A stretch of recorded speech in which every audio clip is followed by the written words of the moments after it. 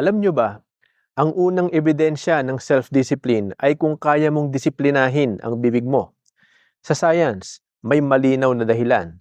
Ang pagsasalita at pagkain ay parehong kontrolado ng prefrontal cortex, ang bahagi ng utak na responsable sa decision-making, impulse control at moral judgment. Ayon sa neuroscience research, kapag mahina ang self-control, unang bumibigay ang bibig.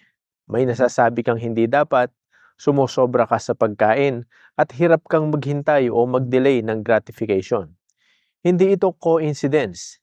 Iisa lang kasi ang control system ng utak. Sa pagkain, ipinapakita ng studies on self-regulation na ang kakayahang pigilan ang impulsive eating ay direktang konektado sa mas mababang obesity risk at mas mataas na long-term discipline. Sa pagsasalita naman, research sa emotional regulation shows na ang hindi makapigil ng salita ay may mas mataas na stress hormones at mas mahina ang executive control ng utak. Ibig sabihin, kapag hindi mo kayang pigilan ang bibig mo, kulang ka sa self-regulation training.